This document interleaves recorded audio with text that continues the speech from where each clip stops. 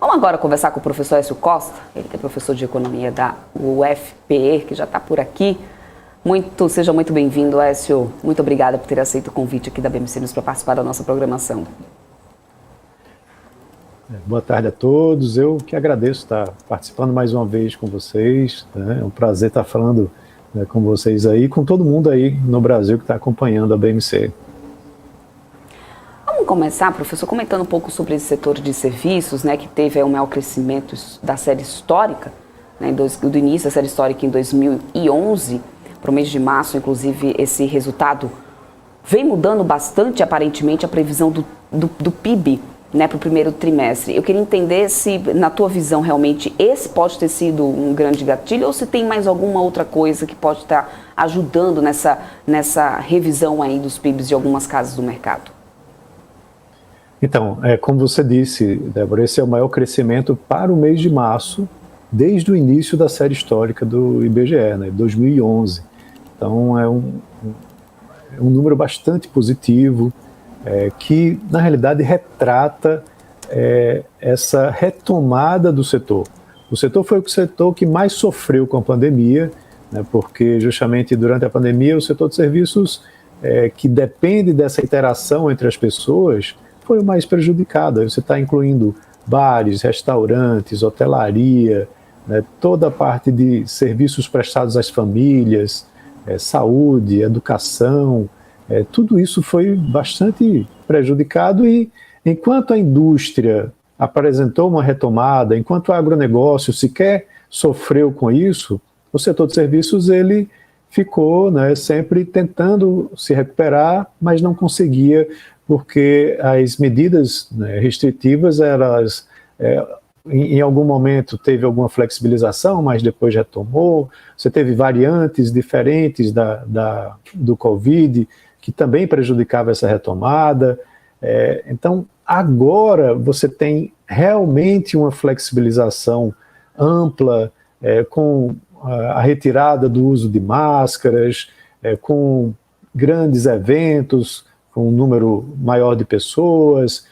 Você vê os números do Covid estão, de certa forma, respondendo bem a isso, você não tem uma retomada muito forte da contaminação, e aí as pessoas se sentem mais seguras para viajar, para ir para bares, para restaurantes, para passear em shopping centers, tudo isso é serviço, para contratar prestadores de serviços, e aí agora a gente teve aí, principalmente no mês de março, uma retomada significativa, na passagem aí de fevereiro para março do setor de serviços foi importante, e que vai puxar o resultado do PIB. O PIB oficial só é divulgado no início de junho, mas essa semana a FGV divulgou já uma prévia do monitor do PIB, que eles praticamente simulam, com as mesmas variáveis que o IBGE utiliza, o comportamento da economia, e chegaram ao resultado que no primeiro trimestre a economia brasileira cresceu 1,5%.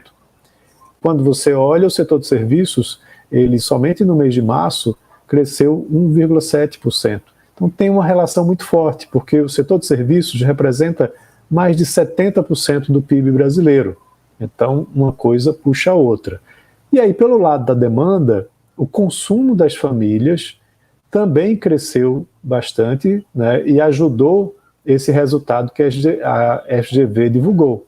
Quando você olha no detalhamento do resultado, o consumo das famílias de serviços teve uma elevação. Então, é um grande responsável, o setor de serviços, para frustrar um pouco as expectativas que muitos tinham da economia brasileira, ou que tem da economia brasileira e do seu desempenho em 2022. Tá? A gente começou o início do ano aí com a previsão de que a economia ia crescer 0,3%. O último boletim de Focus que saiu, porque como eles estão em greve, a gente não está tendo essa divulgação, já havia uma correção para 0,8%. E instituições internacionais falam em um crescimento já acima de 1%. E muito disso é por conta do setor de serviços, que tem grande representatividade e que está agora retomando para níveis pré-pandemia, se recuperando por conta dessa maior flexibilização. Perfeito. Agora eu queria te perguntar um pouco em relação ao mercado de trabalho, porque a gente sabe que nos Estados Unidos esse é um fator muito importante quando a gente vai falar de mudança na taxa de juros, né, lá pro Fed, eles têm a questão do aquecimento do próprio mercado de trabalho, o nível de desemprego lá também. Como é que você tem avaliado a elevação do mercado de trabalho norte-americano em comparação também ao nosso mercado de trabalho aqui no Brasil? Você acha que a gente está aquecido de forma parecida ou a situação está muito diferente? São realidades distintas, né? Você tem, até por conta das leis trabalhistas serem mais flexíveis lá nos Estados Unidos do que aqui no Brasil, você tem um nível de empregabilidade maior também do que na nossa economia.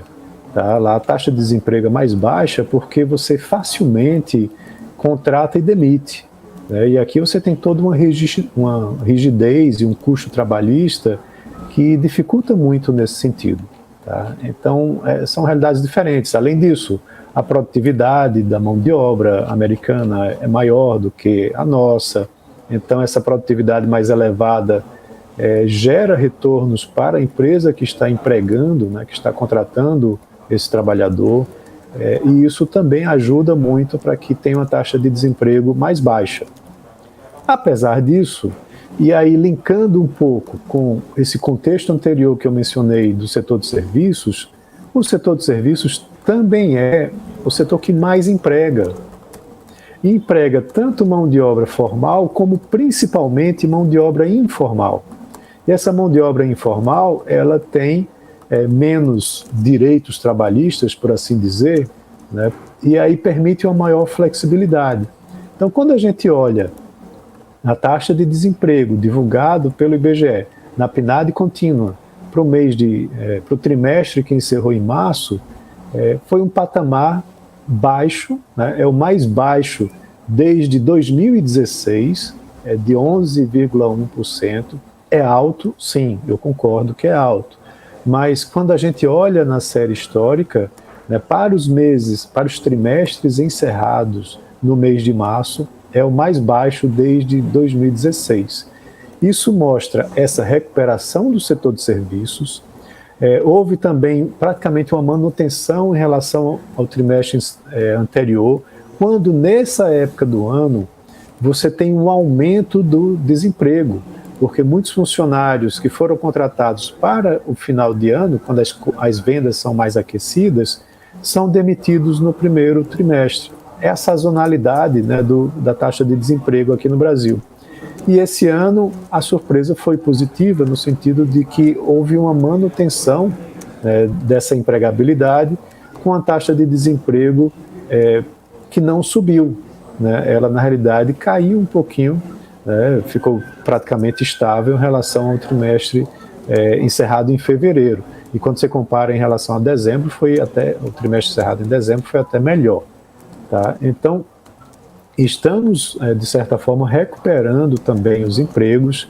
À medida que o setor de serviços continuar nesse seu processo de elevação, você pode ter, sim, mais reduções na taxa de desemprego. O que é que anda na contramão disso?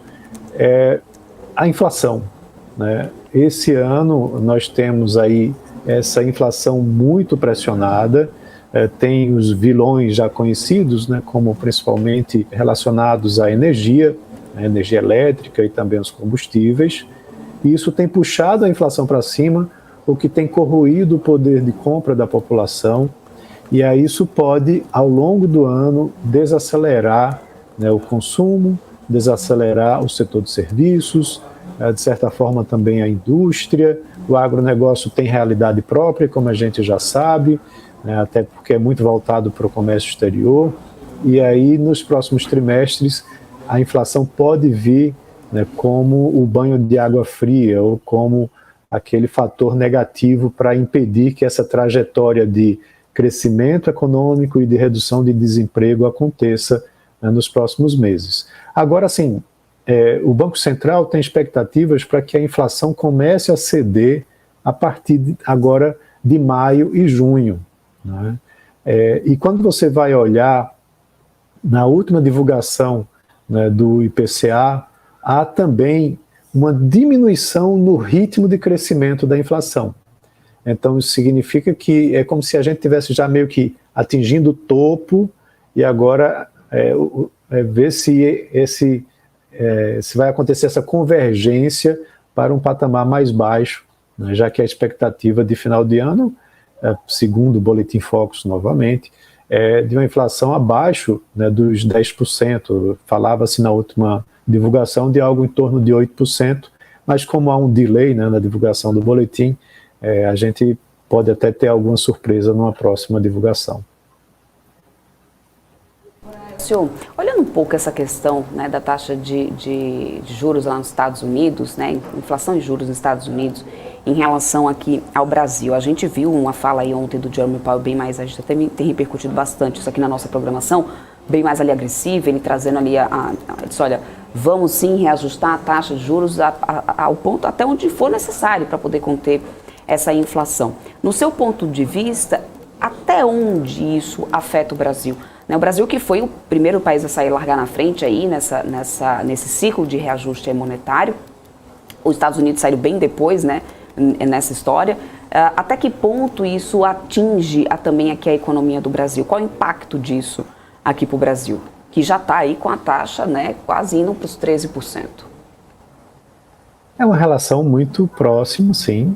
Você teve o Banco Central Brasileiro, né, o Campos Neto aí, de certa forma, e sua equipe estão de parabéns porque anteciparam esse movimento, né, até quando você vai olhar, contabilizar, foi quase que 14 meses antes a gente começou a sair de uma Selic de 2% ao ano, tendo uma maior elevação, e até muitas pessoas questionando, mas por que isso, né? Por que a gente vai fazer isso agora? E agora a gente está vendo essa consequência lá nos Estados Unidos. É possível que a inflação americana encerre o ano no patamar mais alto do que a inflação brasileira. Isso é uma coisa totalmente fora do comum. E, em geral, o Banco Central americano, ele não é tão agressivo no movimento de elevação das taxas de juros, como aqui a gente observou, né, indo de 2 para 12,75 e possivelmente passando dos 13 até o final do ano.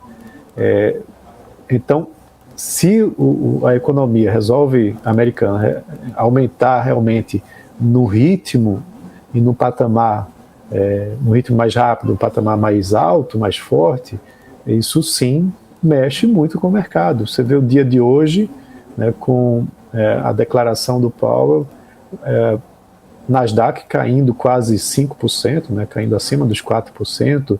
Aqui até resistiu bem, né, caiu menos que lá, até porque você tem o lado das commodities que ajuda muito o índice brasileiro, mas fortes flutuações aí no câmbio também. Então, quanto mais agressivos eles forem, isso vai trazer mais fuga de capital, né, dos países emergentes, e aí o Brasil se inclui nisso, para produtos, né, financeiros americanos, né, para títulos de renda fixa, títulos do Tesouro, que vão estar remunerando e com ratings que são muito positivos, né? Você tem um índice de confiança dos títulos americanos muito mais elevado do que na maioria dos países. Então, o dólar tende a se fortalecer e as demais moedas a se desvalorizar. O real, a gente tem uma forte valorização do real esse ano, só está perdendo para o rublo, né? Mas aí é por conta lá que a Rússia está obrigando os países a comprarem o gás natural, convertendo, né, para moeda local, mas até então você tinha aí, por força da elevação de juros brasileira e de uma manutenção de juros baixos na Europa e nos Estados Unidos, esse diferencial ajudando o real a se valorizar, aliado à questão também das commodities, né, que a gente tem preços elevados, saldo de balança comercial também bastante positivo, possivelmente um saldo recorde esse ano, e aí ajuda também no câmbio brasileiro. Tá? Então, tem que estar analisando muito a cada discurso, a cada reunião do FONC, né, que é o equivalente ao Copom brasileiro lá nos Estados Unidos, como que os próximos passos vão ser tomados.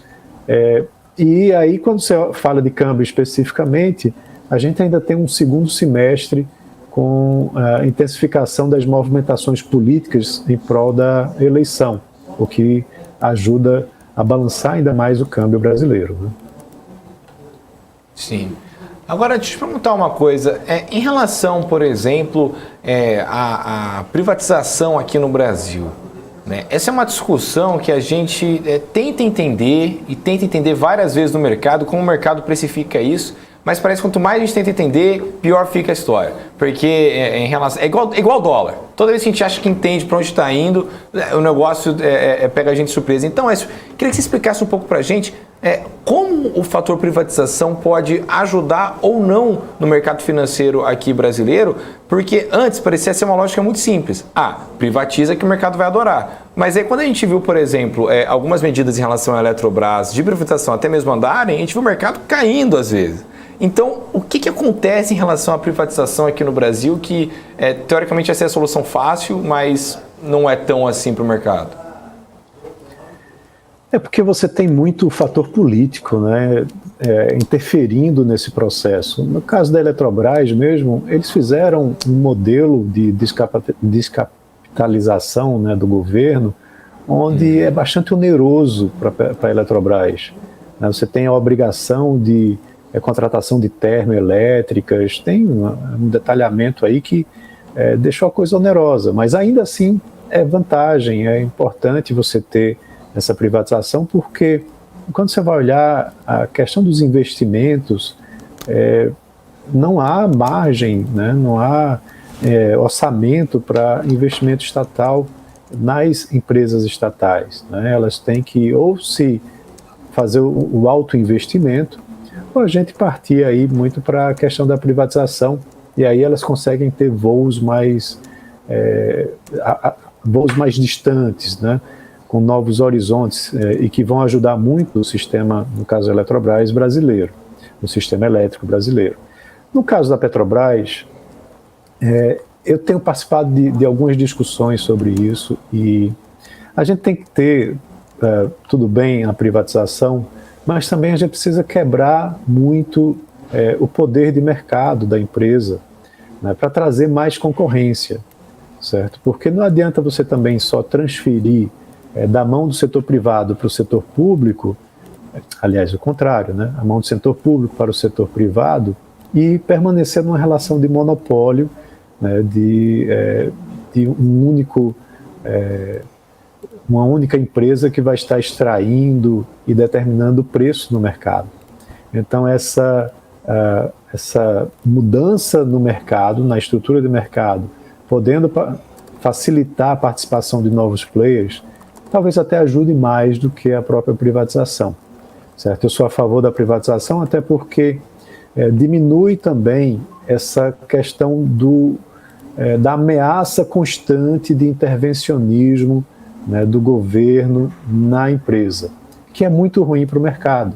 Quando você vai olhar, e muitos perguntam, sim, mas a empresa estatal, ela tem uma função social, e você olha, por exemplo, um levantamento que saiu hoje, né, que o Bradesco fez do período 2011 até 2021, a Petrobras gerou em impostos e dividendos para o governo 1,4 trilhão de reais, enquanto que para os sócios minoritários, 94 bilhões de reais, dá 15 vezes mais. Os sócios minoritários, quando você compara essa remuneração do período com o índice Bovespa, com o preço do petróleo Brent e com o próprio CDI, esses três índices bateram a remuneração. Então não é vantajoso para os minoritários, né? Até porque a Petrobras, como ela vive na mídia com as ameaças e até com as intervenções que aconteceram também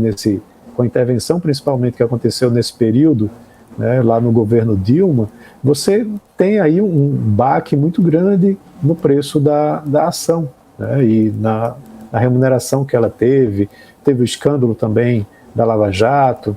Tá? Então, quando você faz essa migração para o setor privado, a empresa ela consegue crescer melhor, né, e trazer retornos maiores. Aí a função social voltando para ela. Esses recursos que foram gerados, o governo tem que fazer uso dele. E se você passa para o setor privado, ele pode também, na própria regulação, né, do segmento, do mercado, determinar um fundo que seja criado a partir de arrecadações, né, como você já tem os royalties, por exemplo, de recursos do setor. Então as empresas que atuarem vão ter que obrigatoriamente contribuir para esse fundo, que aí o governo tem que fazer o bom uso dele. Tá? Então, assim, é uma questão muito complexa. Muitas pessoas agem pensando muito na questão do patriotismo, do nacionalismo, de que é uma empresa que deve servir a população, mas ela sendo eficiente, ela serve muito mais à população, porque o que é que acontece? Quanto mais dividendos ela gerar e quanto mais receita tributária ela gerar, o governo é quem mais se beneficia com isso. E aí cabe ao governo pegar esses recursos que são arrecadados e fazer uma boa aplicação desses recursos. Então, assim, muitas pessoas terminam não vendo isso, que uma intervenção nos preços, derrubando os preços da Petrobras, vão fazer com que essa arrecadação diminua e aí sobra menos recursos para função social. Tá? Tem o lado da inflação? Tem, mas não é a Petrobras em si que está determinando a inflação. É o cenário internacional, né, que aí você tem uma invasão russa à Ucrânia, que fez com que o preço do petróleo disparasse, né, até porque a Rússia é um dos maiores produtores mundiais.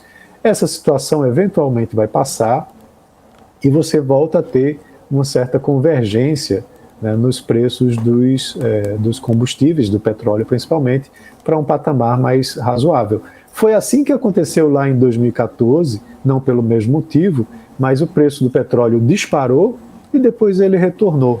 Né? Então, até para complementar e finalizar e passar de volta para vocês, essa escalada de juros na economia americana e de outros países por conta da inflação vão frear a economia mundial. E aí também o preço do barril de petróleo tende a cair por conta disso. Perfeito, perfeito. Écio, queria muito agradecer, viu, sua vinda aqui ao Top News, sempre uma honra poder falar com você.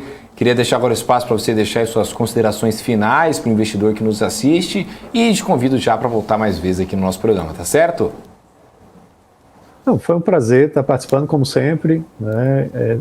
Eu acho o ambiente de vocês muito interessante, porque a gente conversa realmente sobre negócios, é uma audiência bastante qualificada. Convido a quem gosta dos meus comentários a seguir meus perfis aí nas redes sociais, basta procurar por Écio Costa, ou @Écio Costa, e também na BMC, eu assisto com frequência, e acho que vocês têm ainda muito chão pela frente aí, muito crescimento, com muita audiência. Parabéns pelo programa. Obrigado. Muito obrigada mesmo, viu? É muito importante esse feedback aqui para nós. Muito obrigada, até uma próxima. Até uma próxima. Até uma próxima. Valeu. Débora Oliveira,